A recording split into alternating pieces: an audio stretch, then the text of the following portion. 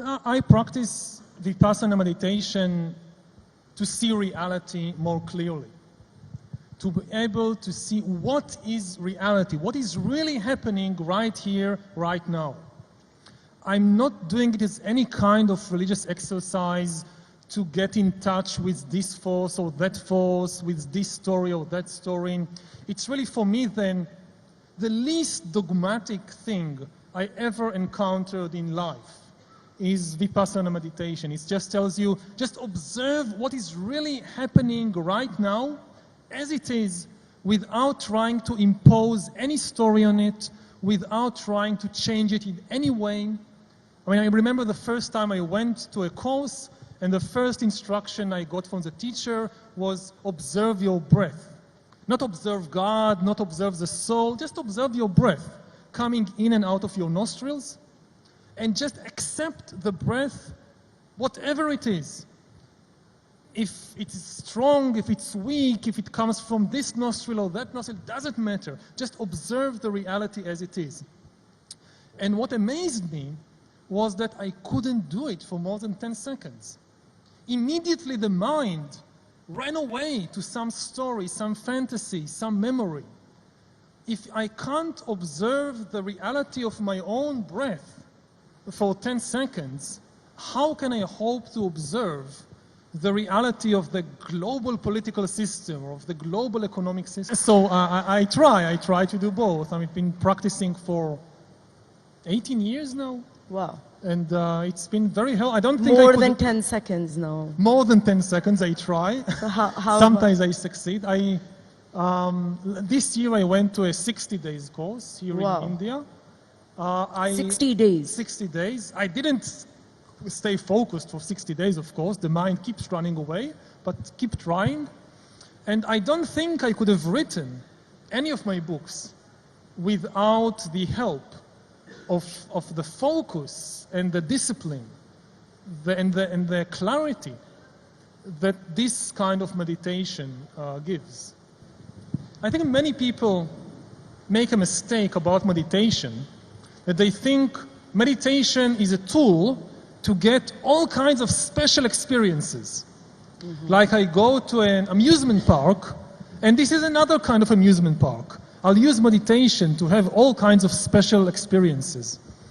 And actually, I think the most important benefit of meditation is to get to know the most ordinary, daily, natural patterns of your mind and of your body.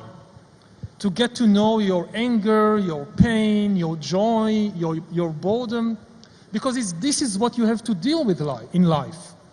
If meditation is a kind of vacation, like for a couple of days I have these special experiences, but then for most of the year I still have to deal with my anger and my boredom, it didn't really help me.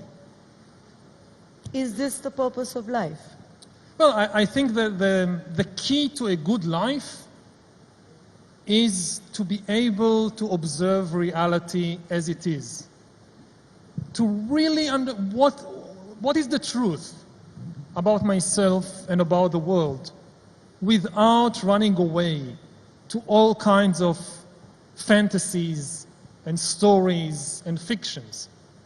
And I think if you can observe to some degree reality as it is, you won't just be a much better person, but you'll probably be a much more peaceful and happy person, because the deep source of so much of our personal and collective problems is in the fantasies that we create, and then we mistake them for reality, and then we try to impose them on reality, and we get extremely upset when it doesn't work, when reality doesn't conform to our favorite fantasy.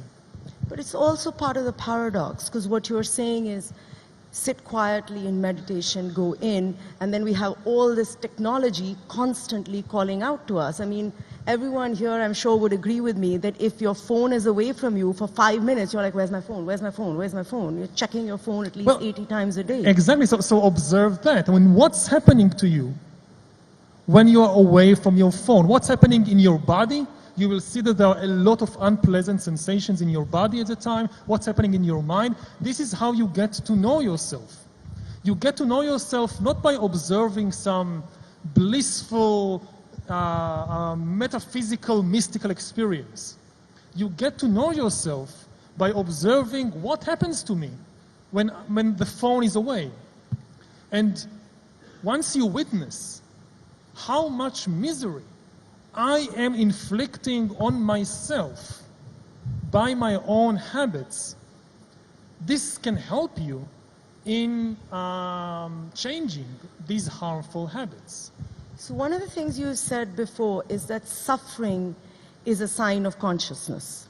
If something suffers, then it's real and it's conscious. Then is our purpose to suffer rather than be happy? Certainly not. I'm not saying that we are here to suffer. We can liberate ourselves from suffering. What I said in some of what I wrote is that the best test to know whether an entity is real or whether it's a fiction invented by politicians and religious leaders and so forth is to ask, can this entity suffer? A nation, for example, is just a human creation. It's a fictional story created by humans. How do you know? Just ask yourself, can a nation suffer? If you lose a war, does the nation suffer? No. The nation has no mind, no feelings, no sensations. Soldiers who die in war, they suffer. Civilians who lose their house or their loved ones in war, they suffer. Animals can suffer. But a nation cannot suffer. It's just a story we created. So this is the idea of the test of suffering as a test to know whether something is real or not. Similarly, I don't know, if you have some temple and somebody destroys the temple doesn't suffer. Only people suffer. The people who care about this temple, when they hear that it is destroyed, they have a very unpleasant sensation in the body. They have very unpleasant emotions in the mind. They suffer. But the temple, it's just, stones and bricks and wood and so forth. But it represents a certain amount of emotions. Now, there's a temple in Israel which is connected to everything.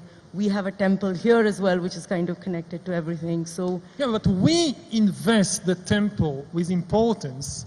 We suffer when the temple is destroyed. We rejoice when the temple is built. It's really about us, not about the temple. And I would say also to people in Israel who care very much about the temple that the deep purpose of a place like a temple is to bring peace and harmony to the world, to make people, I go to a temple to experience peace and harmony. Now, if a temple brings violence and disharmony to the world, it's a broken temple. What do you need it for? Thank you.